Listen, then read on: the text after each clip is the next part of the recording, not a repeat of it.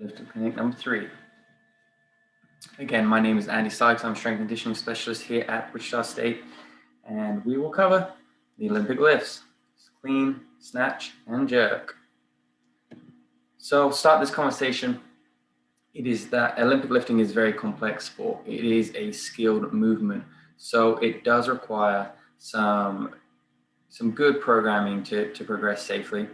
And I've got on the slide here shown the general programming cycle that a athlete will go through. Now, this can be sport specific, and in general, if you see someone like a tennis player or a basketball player, volleyball player in different sports, you'll see that their strength conditioning progresses from a larger volume of muscle growth into more strength, into more specific court or field practices where we can develop the skills and use the increased muscle mass and use the increased strength to actually impact positively on the performance. But with Olympic lifting, you never leave the weight room. So we continue to transition into power, and we're just trying to change the reps and set schemes so that we can develop these movements and really fine tune all the skills required. And so I'll have some links later on at the end of this presentation on the previous videos that I've gone through about how you actually execute the movements. But today we're going to look about how many reps, how many sets, what's the volume of your training, and why would that change from person to person. So I'll give you an idea of a starting point and how to progress through an annual cycle. So here, the general programming: build volume, build muscle mass, transition that into strength, where we add a little heavier weight, we reduce the volume slightly, and then into power, peak power production, where we're decreasing volume again and increasing weight. And then, of course, we have to go through recovery. We have to decrease the stimulus, add some novelty, so that when we restart and we go through this all again, it does create some adaptation. Okay, if we don't have a decrease in stress, then we can't have the subsequent increase back in stress that requires the adaptation. So it is a process and requires patience to go through this. So what load should we be using? Well, that would depend on what phase of the training, what block or what cycle are you going through. And in general, we call an annual program, or the largest idea, the scheme of things, a macro cycle. And we break those down into training blocks, or known as mesocycles, and then into weekly training workouts that you need to be following, or a microcycle. And so load, the rep and the weight that you can put on a bar or any training weight is used based on a fatigue index that the human body has. Now, this changes from major core lifts to some of the accessories, but the general rule of thumb here is that you can do roughly 70% of your 1 rep max, about 12 reps before you fatigue and can't do any more reps. And that's because of that acid buildup, that hydrogen that's being a byproduct of the metabolites in the muscle contraction. And so I've got, hopefully you can see that on the screen, just the NSCA's 1 rep max chart, and it can give you a guide to getting percentages into from 12 all the way up to 1 rep max and where you can be. In general, we'll look at volume, hypertrophy type training in the 70 to 80% range of 6 to 12 reps. And then for strength, 80 to 90 for 3 to 5 reps. Peak power, 1 to 3 reps at 80 to 100%. And then the recovery, a lot easier, greater than 10 reps and quite low stress. Now, this may again change slightly if you're not Olympic lifting. If you're doing bodybuilding movements, if you're doing sport specific, you probably might fluctuate these percentages slightly, even the rep scheme slightly. But with the Olympic lift, the goal of that is to move as much weight as possible through that skilled motion. These are kind of the guidelines that I would recommend. Now, this tells you the weight and how many reps to do, but it doesn't tell you sets. And that's going to do with the volume of training that we're going to be doing. And that is going to be different for each person. And for a number of reasons, which hopefully I will cover here in a second. First off, we'll look at the distribution in general. Okay, the majority of your workout, 70 to 80% of your 1 rep max is where you want to be. The average workout, you're getting lots and lots of volume in here at roughly 70, 80% of that 1 rep max, and getting used to this stress, getting used to this stimulus. You know, when you transition into the higher strength and even to the peaking phases, we need to reduce the volume. And hopefully you can see how this just bell curve chart shows that idea that we decrease volume when intensity goes really high, and we also decrease volume when intensity is really low, because the weight's lower, right? So we can't get quite the amount of stress on the body because the weight is lower. And part of the recovery process is that we don't want to be doing a lot of work. So majority of our work happening in that middle area, roughly 78%, and then we push into those higher regions or those lower regions when necessary. Sometimes that's to address weaknesses. You know, if we're too slow at moving the bar off the floor and we need to increase speed, well, we can take a little weight off the bar and help us increase the speed of that movement. If we want to work on technique, same thing, take a little weight off the bar and work on the technique. But if we're lacking strength, then maybe we need to add more weight to the bar, and we skew this slightly to the right on this distribution. Again, it's going to depend on your individual strengths and weaknesses and the physical characteristics of your body. So here we've got some things that I think will manipulate how much volume that you should be doing, and hopefully I can explain this to you in a way that you understand. I've got height here. A taller athlete will actually not be able to do as much volume. If you think about the bar path of motion, they're actually moving the weight a lot further than a short person. So they're getting more time under tension, they're getting more stress happening on the body, and the bodies have to recover more stress. So they can't actually do as much volume. So the bigger you are, you need to have less volume. The shorter you are, more volume, add a few sets per week. How much weight, what's your weight? Again, the bigger you are, it's likely you're gonna be a little taller, but also stronger. And so you've got more muscle mass, you're gonna lift heavier weights. Heavier weights mean more stress and require more recovery. So volume has to decrease the bigger you are. This kind of goes with training experience. One of the ones at the bottom I'll cover again in a second, but as you get better and better at lifting, the weight will go up and require longer recovery. Sex, so male and female differences, again, kind of a similar theme here. Males generally are bigger and stronger. They will lift heavier weight and lift it further because they're taller and bigger. So in general, less volume than the females. The females can do way more work and recover better than males in general. Age. Now this depends on when you start training. If we had two examples, someone that's 18 years old and someone that's 40 years old, and they start at the same time, the younger person is going to be able to deal with more volume. And as you progress through your journey in weight training, you should be increasing volume to a point where you've really maximized what the body can do. When at that point you start reducing volume again as the weight goes up. But as in general, as you get older, you need to be decreasing volume. Recovery is just not as good. Hormone levels aren't as good. Lifestyle. How much stress is going on outside of the workout itself? Are you a manual laborer, or are you more a professional athlete that doesn't do anything but sleep all day?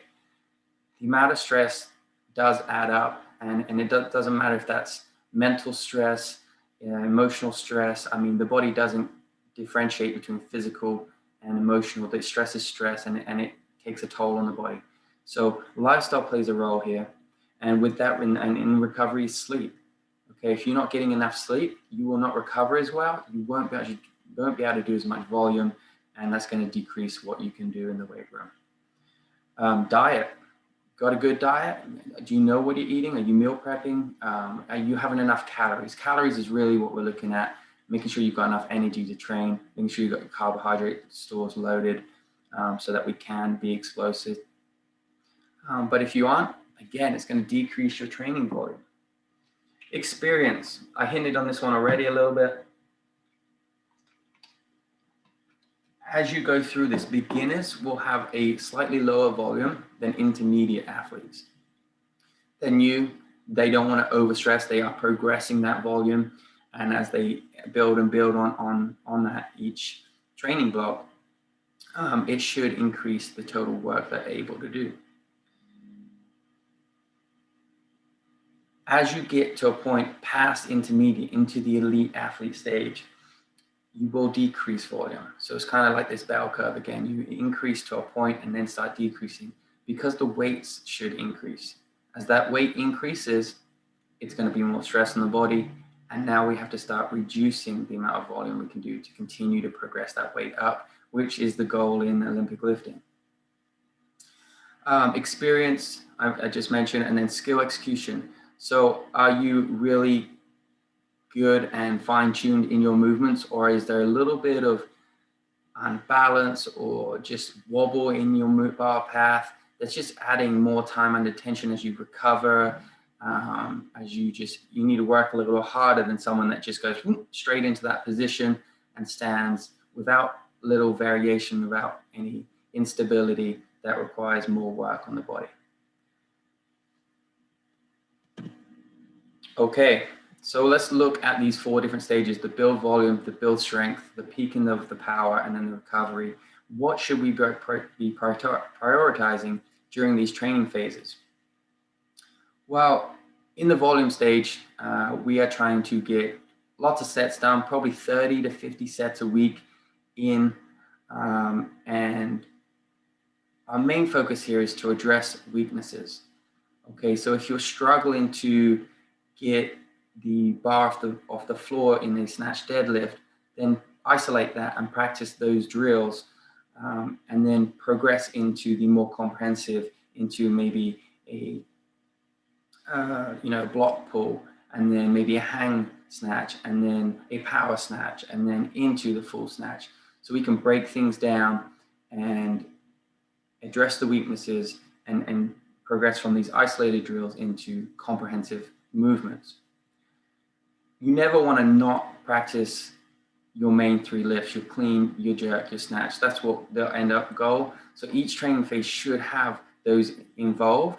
And as you progress through the training, you may not have them always or even initially, but through that training block, it should transition to the outcome should be we're getting back to these main 3 lifts and hopefully with better results. And then skill maintenance. So just anything that may help you execute that movement a little bit better. Really not the focus of fine tuning here, but something that you don't want it to be not involved. It's not as high of a priority. Okay, these are kind of listed in order of priority. Progressing from the isolated drills to the comprehensive movements, like I kind of mentioned, these simple movements to complex combinations. So as you're building volume, you want to add in some variations. And the more volume that you have, you kind of need that. Otherwise, it's going to get stale and boring on the client or on your training. So you could go from just a dead pull to a dead pull, and then into a power snatch. You can combine these movements is what I'm getting at. Maybe they go from the power snatch, you do an overhead squat. So you start adding things in and adding more complex combinations to add volume to your training and make it different and make it interesting. And then as I kind of mentioned there, it's going from least specific, so a block pull or just a snatch pull, to the most specific, which is the main movement itself, a snatch. So as you transition through, we're adding different variations, but then moving and progressing back to the main 3 lifts in this phase. When we're in the building strength phase, our priority goes to practicing the main lifts. We want to build strength in those lifts. And then we address the weaknesses, and then we look at our skill And we progress from least specific to most specific. So drills into comprehensive movements, and then complex combinations to simple. So as we go in this strength phase, we've just gone from the volume, we've have these comprehensive combinational movements where we may clean, we may then push press, then go front squat. You can do a combination of different movements to have this high volume, but now we need to cut back on the volume and really focus on the strength into the main 3 lifts. So this is where the combinations start to decrease again, back to the main 3, and we go into the most specific parts of the movement. And you can be, 20 to 40 sets through each week here, frequency of 2 to 3 times a week. And people can stay in this phase, the building phase can be up to 6 months here, maybe 3 months that you can be here, but also it could be shorter. Then we transition into trying to peak this power output, okay? And so generally we have about 30% less volume than what we would have seen at the height in the building volume phase. And again, we are trying to peak our power on the main 3 lifts. So we will practice those lifts, that's the priority there. And then look at anything that may help execute those movements a little bit better, looking at our skill maintenance. And addressing weaknesses really isn't the priority here because it should have been done in the volume stage. So we're going from least specific to most specific on the movements, these isolated drills to the comprehensive movements, which is the full movement itself. And then complex combinations again to simple movements. We're just wanting to work on those main 3 and getting as much power generated as we can at this high intensity, 80 to even your max, 100% of your 1 rep max. Shouldn't be much general training here. In the volume stages, we get these combinations that can be used. Here, we don't really want combinations as much. We don't want any general training that may increase stress and just decrease the work we can do in this focused area. And then recovery, the important part where we decrease the stimulus, decrease the stress on the body, relax a little bit, take some time off, do some novel exercises, play some sports, and get out of the traditional lifting so that when we come back and we increase volume again and we restart this process, it is stressful and the body does have adaptation. So here, we're going to prioritize exercise novelty. We will then start addressing any weaknesses, skill maintenance, and then last is do those 3 lifts because that's what we've been focusing on for the last several months through the strength and peaking phases. Progressing from simple to the more complex as we start to back into this, and basically you're coming from recovery and you're going back into build. So you've got to prepare the body. So we're going from these simple movements at the start to slowly start to increase the complexity of it, isolated drills to these comprehensive movements or full movements, and least to most specific. Okay, so volume here is moderate to low with low weight, so we can have recovery.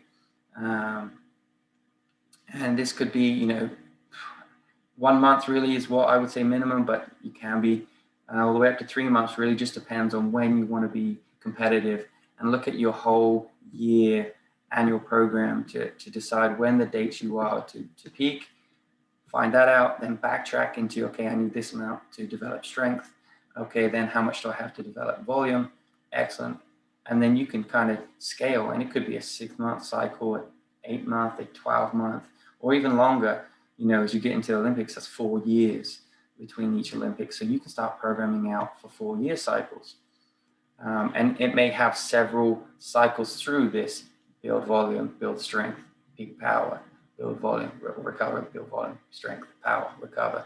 And so it can go through several iterations of this, and hopefully you're seeing progression each time, roughly about 10% of total volume, 10% of weight as you go up and progress through.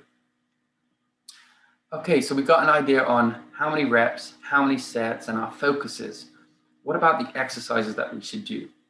And this is, again, prioritized based on your main goal. Okay, you do need to hit your main lifts. So the clean, the jerk, the snatch need to be involved in your programming. So they need to be put in there. then what weaknesses do you have? Okay, some of the focuses in those phases were to address weaknesses. So if you have a weakness, I gave the example of snatch off the floor, we'll make sure we've got that isolated drill as a exercise.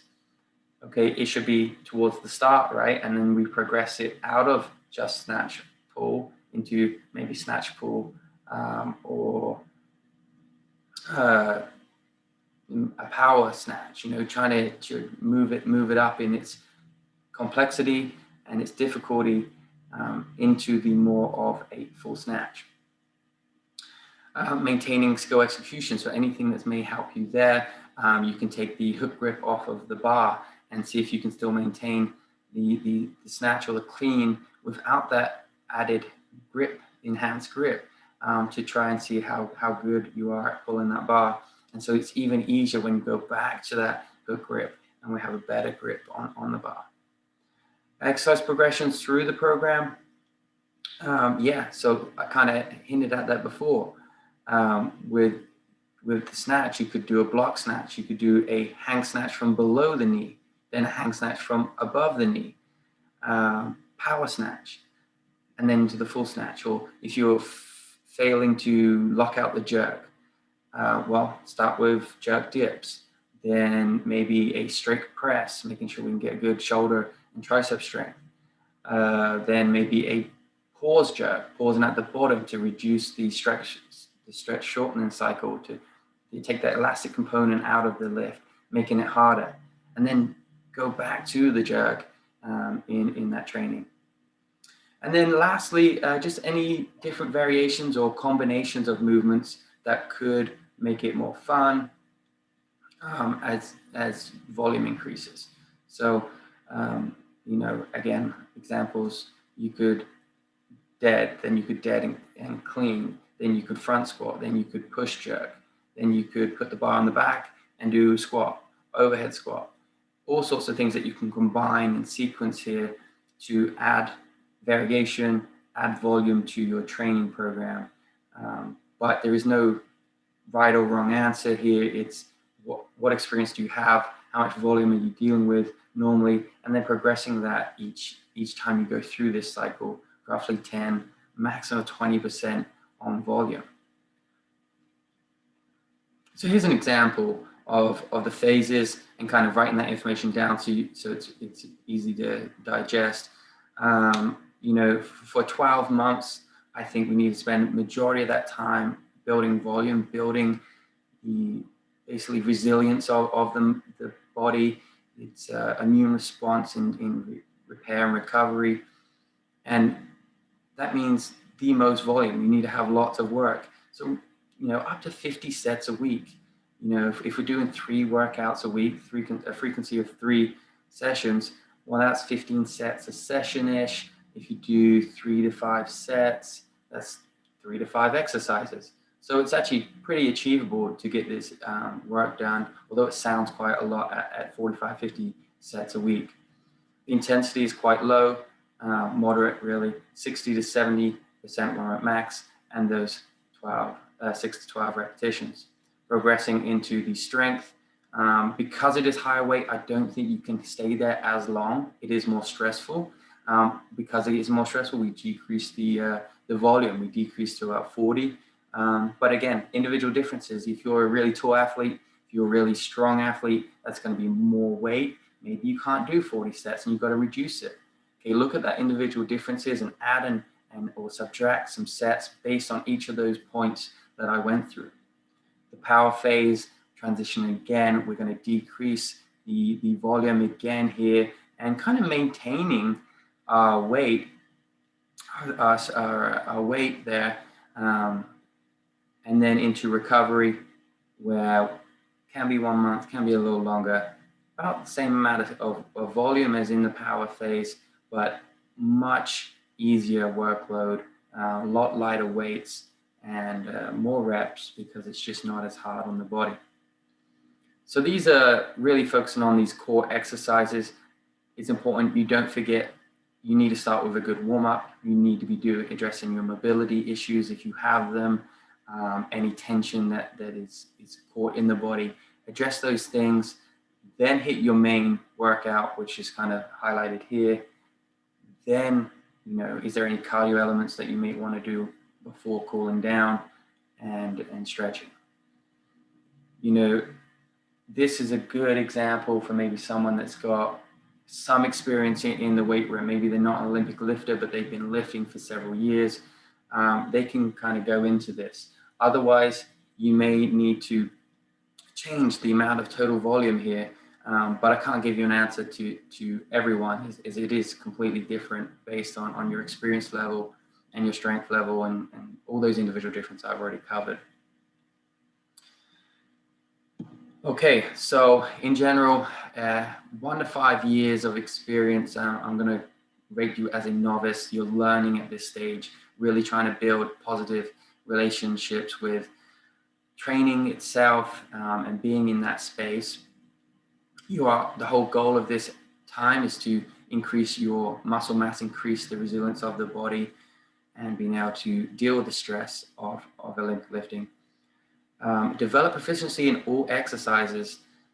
Yeah, we want you to be able, by the end of 5 years, you should be able to do every different exercise and variation with great technique, so that when a program is written for you, you can go and do it, and we don't have to worry about watching everything that you do, and you're proficient. Focusing on the technique and gaining some competition experience. If you want to take this seriously, this is the time to gain some experience and understand how you prepare for a meet. Okay, what goes into it the week leading up to that meet, what weight class are you going into? And then you'll see the majority, we're going to be building volume annually through these, or each time you go through this cycle, however long that cycle is for you. Increased work capacity, more sets per week, and adding a frequency to your training once the sets get too high. Okay, if you start at 30 sets a week, then you probably can get that in two sessions a week. If you go higher volume and you hit 40, 50, well, it might be too many sets to hit in just 2 sessions. You may have to increase that to 3 sessions a week. And so as we're building our experience here in this novice few years, we're gaining our volume and strength. We want to be progressing and making sure that we have enough sets and then enough frequency each week. As you get to that advanced stage, as the weights start to really increase, we will drop that volume, okay? Our focus here is to maximize our performance. As you've been in this a while now, plus 5 years, pretty competitive, you're taking it seriously. We want to continue to add weight. We're not worried so much about the volume of training. Your body's been through some stress now, and it's become resilient. It's understanding how to recover from this training, and you probably, as an athlete, are learning how to recover in this training. The focus here is high weight and low volume. We increase the weight roughly 10%. Don't overdo it with too big of increases, or recovery is really going to be affected by that. But decrease volume. So as you increase weight, you decrease volume. But the average weight on the bar should be increasing cycle to cycle. Roughly, it takes 10,000 hours of exercise or movement to master that movement or skill. Okay, some people say 10,000 repetitions to master a skill, but this is this myelination that you are sending this brain signal through the body to the motor units, having this contraction and having this synchronization of all these different motor units firing as you move this bar. And that takes time to practice and perfect that movement skill. Again, it's a complex movement. The clean, the jerk, the snatch, they are not easy things to achieve. They require a lot of mobility, a lot of strength, a lot of technique. So practice with that, and hopefully we'll get to that stage of mastery. Some common mistakes to avoid when programming is overtraining the body and not getting enough time for recovery. This commonly happens when people have an ego and they want higher weight on the bar. They see someone else that's training and they want to be competitive against them, but they haven't put the time in. Okay, the body doesn't adapt fast, and that's the problem with a lot of diet and exercise programs, is that they're too short-term focused. This should be a long-term thing, a lifestyle thing if you want to be successful. So don't progress the weight too fast, or you will not achieve those lifts. You'll miss lifts, and then that really reduces volume and training adaptations. Not enough recovery if you're not getting enough sleep. Doing more reps than prescribed isn't always better. Again, more volume is more stress. It requires more recovery. And if you're not fully recovered before the next workout, you're not going to have a great workout. So it's going to diminish your returns. On the other side of that is undertraining. Okay, if you don't get to the gym, you're not hitting the prescribed workloads, you're not going to have the adaptation, you're not going to have the stress and need to recover. So that plays into it too, not getting enough volume, not getting enough weight so that power can be produced. And then not taking care of the body. If you don't work on your mobility, you will come into injury potentials. Okay, so work on those warm-ups, activating the muscles, potentiating the muscles, and then having good mobility to lift, go through those lifts, and then cool down well. Stretch off, make sure that you're recovering, and maybe hit the jacuzzi or the steam room to get some high temperature blood flow through the body and help the recovery process. So I hope this was useful to you today. I hope you learned something. But if you do have questions, maybe creating more questions than it did give you answers, shoot me an email, andy.sykes@wishside.edu, so we can have a further conversation and dig a little deeper. This is stuff I enjoy to do. So come ask me some questions. If you want to look at other videos that I've been producing so far this year, look at these links that I've got here on squat, bench, dead, as well as the clean, jerk, snatch, how to do them, so the technique, how to warm up correctly for them, as we've been talking about that, and then here how the progressions and accessories can be used to program those lifts, and hopefully you can apply this information to all sorts of athletic workouts and periodizations. So take what you will. I hope you enjoyed it.